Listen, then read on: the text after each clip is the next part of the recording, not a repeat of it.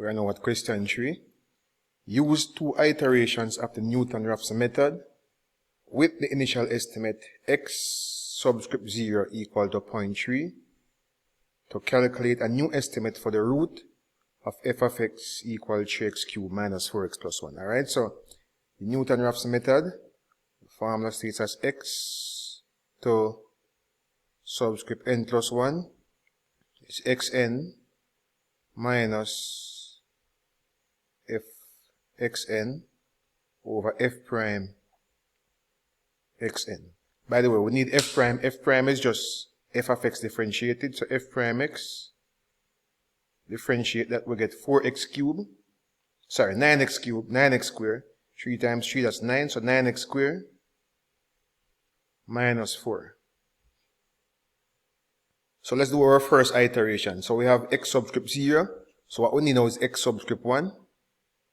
So x subscript 1 equal to, notice the subscript on the right hand side is 1 less than the one on the left hand side. So this is x subscript 0 minus f of x0 over f prime x0. And we know the value for x subscript 0 is 0.3. So this is x subscript 1 is 0.3 minus f of 0.3 over f prime of 0.3. Let's make our substitutions now. So this is 0.3 minus f of 0.3. So we're going to replace 0.3 in the original function. So that's 3 times 0.3 cube minus 4 times 0.3 plus 1. And in the denominator, we plug 0.3 in the derivative, f in f prime x, so that's 9 times 0.3 square minus 4. And all of this works out to be, so what we have here is 0.3 plus, that's 0.119 over negative 3.19. So we end up with 0.2627 for x subscript 1. So we're asked to use 2 iterations. So we're going to be using the formula again to do the second iteration. So let's do the second. So next time we're going to find out x subscript 2. So x subscript 2 is x subscript 1 minus f of x1 over f prime x1. And we just found x1 to be 0.2627. So therefore x subscript 2 would be 0.2627 minus f of 0.2627 over f prime of 0.2627. Alright, so this time we're going to put 0.2627 in both the original and the derivative. So 0.2627, so remember the original function, 3x cubed minus 4x plus 1. So we're going to replace x with 0.2627. So 3 times 0.2627 cubed. So 3 times 0.2627 cubed minus 4 times 0.2627 plus 1 all over, and again we put 0.2627 now in the derivative f prime x. So it's 9 times 0.2627 square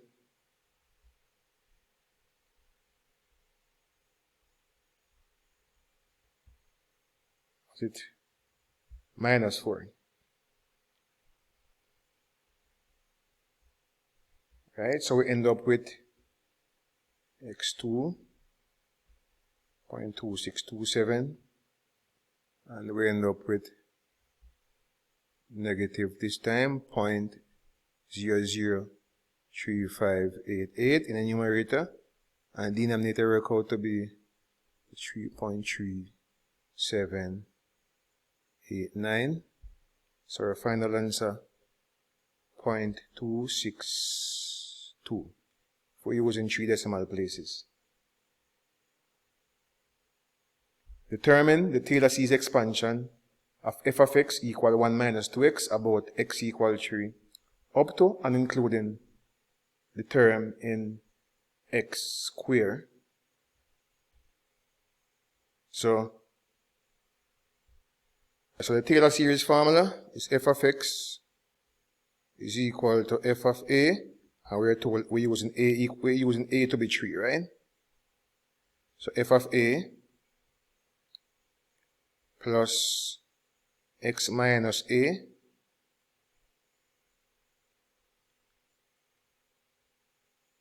f prime a plus x minus a square, the second derivative evaluated at a, over 2 factorial. And we'll stop there since we're asked to go up to the term in x squared, and because it goes on and on and on. But we're only doing the first 3 terms since we're stopping at x squared. Alright, so we need to find f of a. So remember that f of x originally is 1 over 1 minus 2x, which is the same thing as 1 minus 2x. Let's bring it up to the power of negative 1. Think of this as 1 minus 2x to the power of 1. So law of indices, bring it up it's negative 1. Alright, so f of a, of course we're using a to be positive 3, right? So f of a, we're simply replacing the x value here with positive 3. So it's 1 minus 2 times 3. So it's 1 minus 6, which is negative 5. So that's negative 5. Negative 5 to the power of negative 1, which is the same thing as negative 1/5.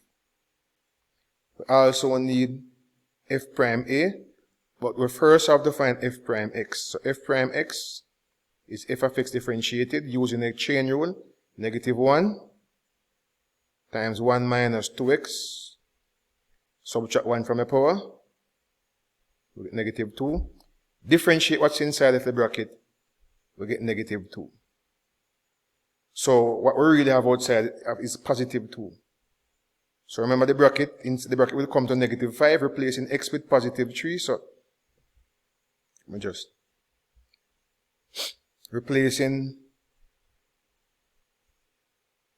x or a with positive 3. So the bracket will be 5. So what we have is 2 outside, because the negative 1 and the negative 2 give positive 2 outside. And then the bracket works out to be negative 5 raised to the power of minus 2. Now, negative 5 to the power of minus 2, that's 1 over 25. So that's positive 2 over 25. We need one more term, so the second derivative. We'll get the second derivative by differentiating the first derivative. Now, the first derivative, let me just rewrite this. This would have been negative 1, negative 2. So I'm going to write it better. This will be actually positive 2 outside. Negative 1 and negative 2 give us positive 2 outside, right? So we differentiate this using the chain rule again. Minus 2 times 2, that's minus 4. 1 minus 2x. And if we subtract 1 from the power, it's minus 3. And let's find the second, evaluate at 5 now. At positive 3, sorry. If x is 3, the bracket, of course, will be minus 5. That's 1 minus 6. Would not finish differentiating. Hold on. So, negative 2 times 4. Negative 2 times 2 is negative 4. So, I will differentiate the bracket, which is negative 2. So, we have negative 2 outside. So, this is times negative 2. So, outside, what I really have is actually positive 8. Because the negative 2 times the negative 4, that's positive 8. And so that's 8. So negative 5 to the power minus 3. That's actually negative 1 over 25. Negative 1 over 125. So this is actually negative 8 over 125. Since 5 to the power 3 is 125, right? Well, negative 125. Okay, so let's write our solution now. So f of x, so therefore using the Taylor series, f of x is equal to f of a, and f of a is, that's negative 1/5 plus x minus a, so x minus a, and we're using a to be positive 3, right? So x minus 3 times f prime a, f prime is negative 1/5, so negative, so it's a negative term actually, so negative 1/5, so negative 1/5, and the term with the x squared now, that's the final term. Well, hold on, negative f prime a, oh sorry, f prime a, that's negative 1/5, and f of a is negative 1/5, and the second term f prime a, that's positive 2 over 25, so it's positive 2 over 25, second term. And the final term now is with a negative term, so it's negative, so it's negative 8 over 125. Alright, so we know x minus a, so x minus 3 all square times negative 8 over 25, so we'd have negative 8 over 125 times 2 factorial. So in the denominator, 2 factorial is 2, so, and the 1 over 125. So the denominator would actually be 2 times 125, which is 2 times 125, which is 250. And of course we can simplify this, because 2 into 8, that's 4. So we will simplify. It's another way of writing it. So again, to simplify, we can write it as negative 1/5 plus 2x minus 3 over 25 minus 4 x minus 3 all square over 125. Obtain the binomial expansion 16 minus 5x to the power a quarter up to and including the term in x squared. So what we have here, the power here is a fraction, so we're going to use a 1 plus x formula to the power of n, but we first have to rewrite, so let's rewrite. So we're going to rewrite 16 minus 5x to the power a quarter. We can factor by factoring out the 16. So factoring out the 16, power there. So divide in whatever is in the bracket by 16. We end up with 1 minus 5x over 16. And this is 16 to the power of a quarter, that's 2. So this is 2. So this is equal to 2 times 1 minus 5x over 16 to the power of a quarter. Now we know that 1 plus x to the power n is equal to, we know that this is equal to 1 plus nx plus n times n minus 1 x squared over 2. So we tap there, so once we ask to go up to the term in x squared, we stop at this term.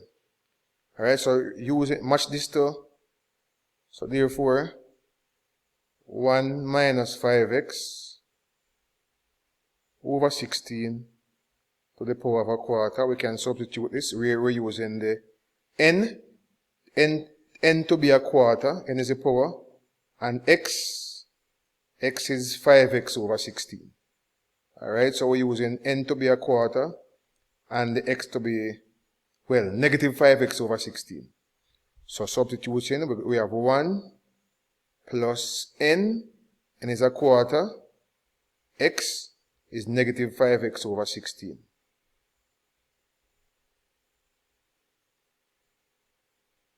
Plus n times n minus 1. So n is a quarter times n minus 1. That's a quarter minus 1. Quarter minus 1, that's negative 3 quarter. Times x squared, that's 5x over 16. Well, negative 5x over 16, all square, all divided by 2. Alright? So, remember this is what we actually want to find. Well, we actually want to find. Let's work this out first. So 1 minus 5x over 16 to the power quarter. We can simplify this. So this is equal to 1 plus, well, it would be a negative term, negative 5x, 4 times 16, that's 64. It's also to be a positive term. So it's a quarter. So if I recall the denominator, that's 4 times 4, that's 16. 16 times 16, that's 256. Divide by 2, that's 512. Well, it's actually 16 square. Hold on, let me get a calculator here.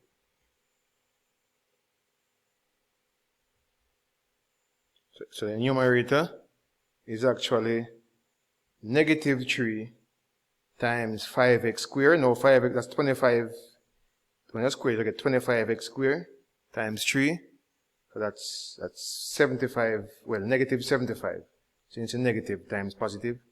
So it's actually negative 75. Negative 75 x squared. And what we have here is 4 times 4, that's 16, times 16 squared, that's 4096. Times the 2 down here also, so times the 2 down here. So that's the term we're stopping. Now what we really want is this, 2 times that, so we can times both sides by 2 now. So let's times both sides by 2.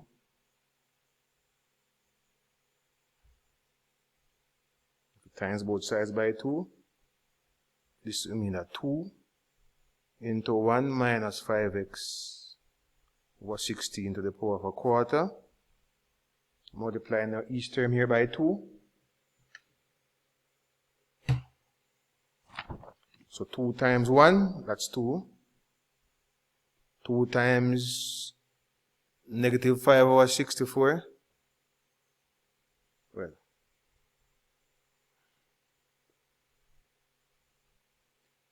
that's negative 10 over 64.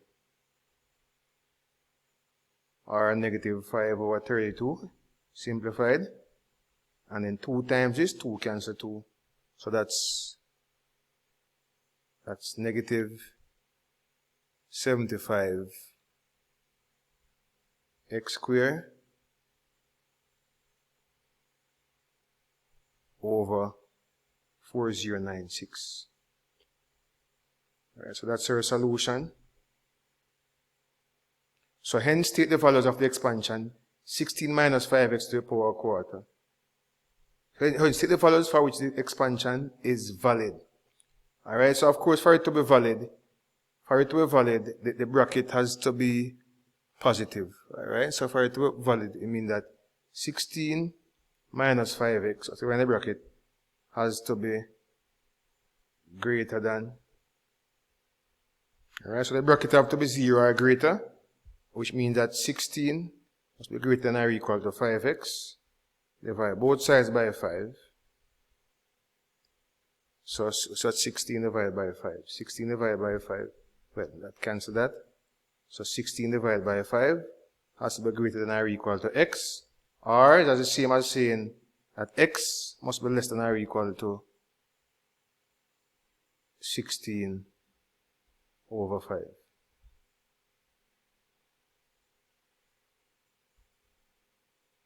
Use the expansion obtained in C part 1 to estimate the value of 16 minus 5x to the quarter when x is 3. So we have just shown that 16 minus 5x to the power quarter, we have just shown that this is equal to 2 minus 5 over 32x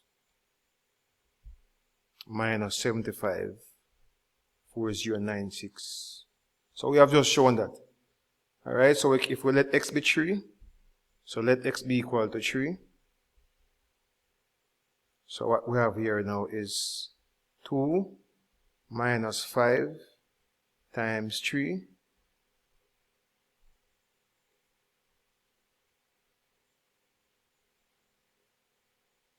over 32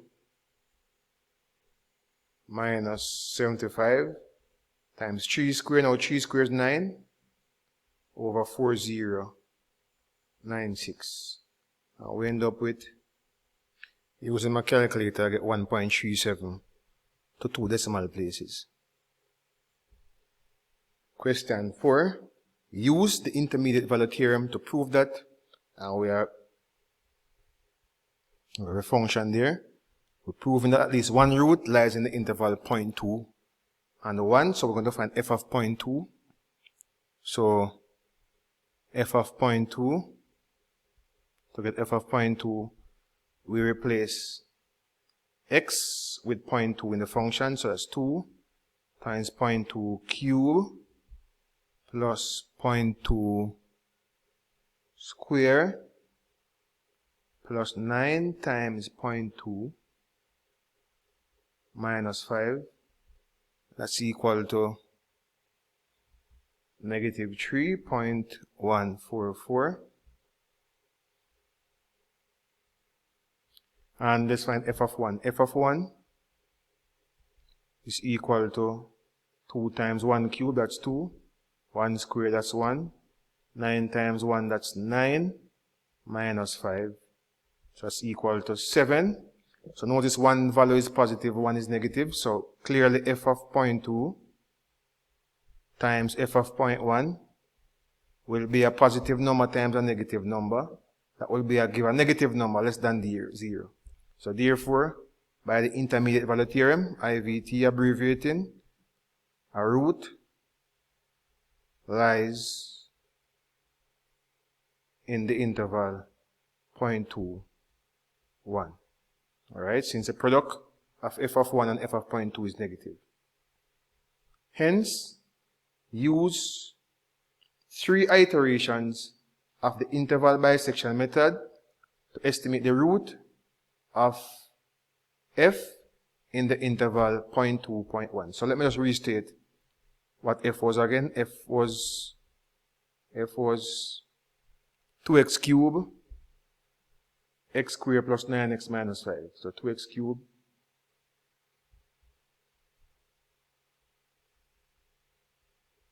x squared plus 9x minus 5.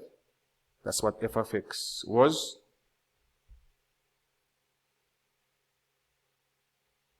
So the interval bisection, so we know the root lies in the interval. We know the root lies in the interval 0.2 and 1. So we're now going to bisect this interval or find the midpoint of this interval. So to get the midpoint of the interval, we just add the limits there. Add the limits, we get 1.2. Divide 1.2 by 2. So the midpoint here is 0.6. It's 1.2 divided by 2. So let's find f. So we know f of 0.2. Right? We know f of 0.2. F of 0.2 was a negative value. And f of 1 was a positive value. Alright, so let's find f of 0.6. So f of 0.6 is 2 times 0.6 cube plus 0.6 square plus 9 times 0.6 minus 5. So f of 0.6 gives us 1.19, almost 1.2. That's a positive value. So the root will always lies between the positive and the negative. So we know the root lies, so we rule this out, right? So we know the root lies between 0.2 and 0.6, between the positive and the negative. So let's find the midpoint of 0.2 and 0.6. Add 0.2 and 0.6. We get 0.8. Divide 0.8 by 2. We get 0.4. Let's find f of 0.4 now. So f of 0.4, again, is 2 times 0.4 cubed plus 0.4 square plus 9 times 0.4 minus 5. So f of 0.4 gives us negative 1.1. So the actual value is not important. What's important is actually the sign. So f of 0.4 is negative. So this is would rule out that. So the root will lie between 0.4 and 0.5. And the mid interval at 0.4 and 0.6. Add them, we'll get 1 divided by 2, we'll get 0.5. So let's try 0.5 now. So f of 0.5 would be 2 times 0.5 square, 0.5 cube, plus 0.5 square, plus 9 times 0.5 minus 5, and that's equal to 0. So obviously the root is 0.5. So therefore, root is x equal to 0.5. Remember, f of the root always gives you 0. Alright, so let's move on. The first 5 terms of a sequence are, and we're given some numbers here, 4, negative 7/2, and so on. Write down an expression for the nth term. So the expression for the nth term, so nth term, well, write like, so the nth term, write it like this, term n, is equal to, now we have two different things going on here. We have something going on in the numerator, separate from the denominator. In the denominator, is 1, then 2, then 3, then, let's look, this seems to be factorial. That's n factorial. So the first term, 1 factorial. Term 2, 2 factorial. Term 3, 3 factorial, and so on. In the numerator now, if you notice in the numerator now, the sign there keeps on changing.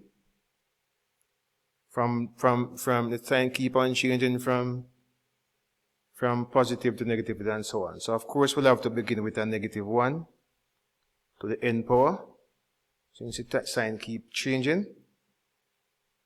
And then, so to get term 1, if n to the 1 will give a negative, so it's n minus 1. And n is 1. Negative 1 to the 0, so it's 1. And then notice the absolute values are increasing by 3. So it should be as straightforward. 3n plus 1. So let's check it. If n is 1, the numerator will be 3 plus 1, 4. If n is 2, 3 times 2, 6 plus 1, 7, and so on. And each time the signs are alternated. So that's the expression for the nth term. Alright, so let's move on. Determine whether the sequence converges or diverges. So this depends on, let's try to find a limit. The limit as n approaches infinity. The term, let's evaluate that. So the limit as n approaches infinity, and the expression for term n is negative 1 to the power n minus 1, and 3n plus 1 over n factorial. So 3n plus 1 over n factorial. Now if you just notice what's happening here is, if you watch the terms, as the terms go on, the terms are getting smaller and smaller. Because notice the denominator is increasing more rapidly than the numerator. So this would seem like it's approaching 0. But anyway, let's try and prove it. Since it knows the terms, it's getting smaller and smaller and smaller. So the terms seem to be approaching 0. Alright, anyway, let's see if we can try and prove that. Alright, so what we could do is rewrite. So let's rewrite this a little bit. So this is the limit as n approaches infinity. So we have minus 1 to the power n minus 1 over 3n plus 1. And n factorial is n times n minus 1 times n minus 2 and so on. So it's n times n minus 1 factorial. So we write n factorial as that.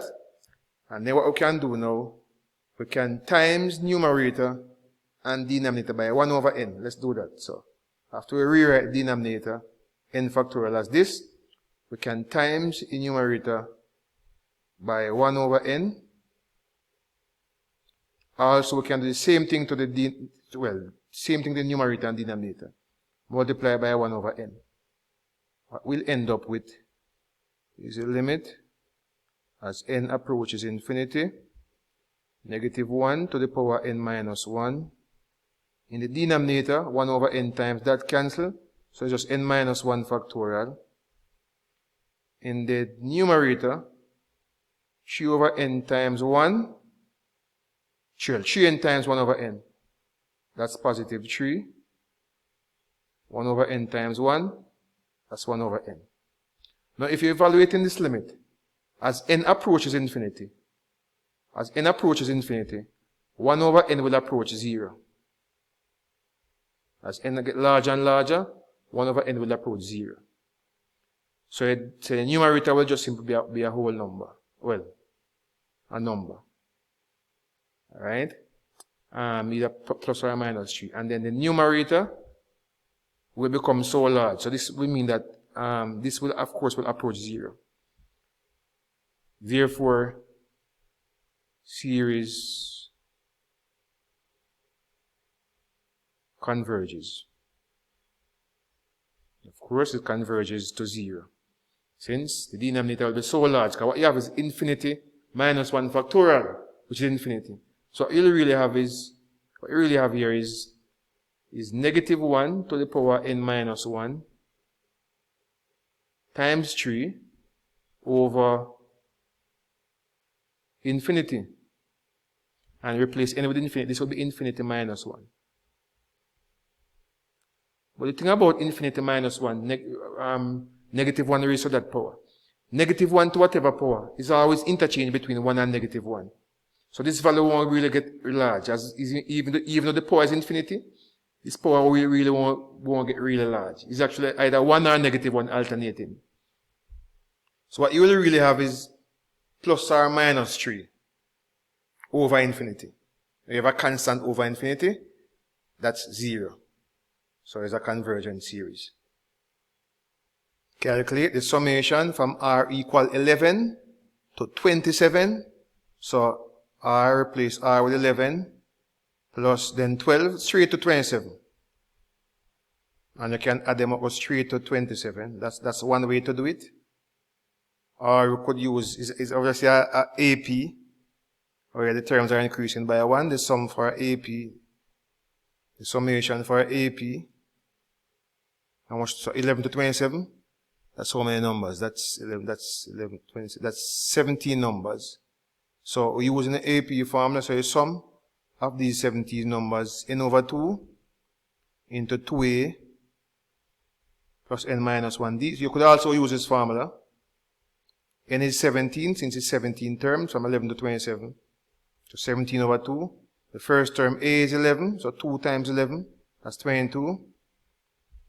It's 17 numbers you will be adding up. So 17 minus 1, that's 16. Common difference is 1. And this should work out to 323.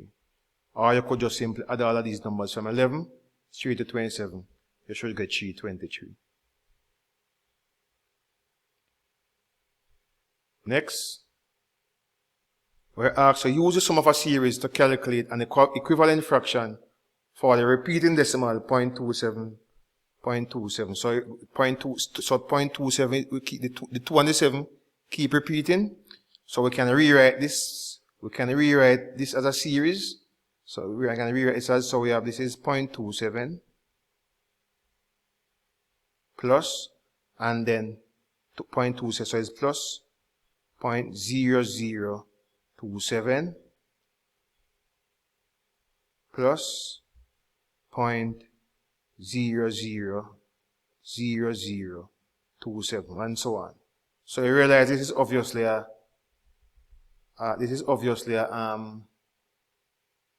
GP. The common ratio is 1 over 100, right? 1 over 100 or 0.01. So it's obviously a GP where R is 1 over 100 or 0.01, right? So the summation, so the sum to infinity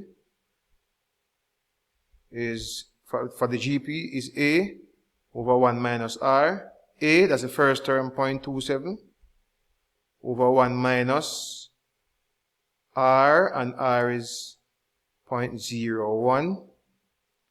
So that's 0.27 over 0.99, which is same as 27 over 99.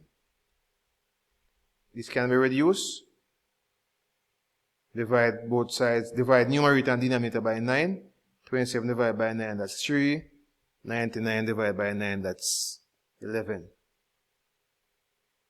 Move on now to question 5.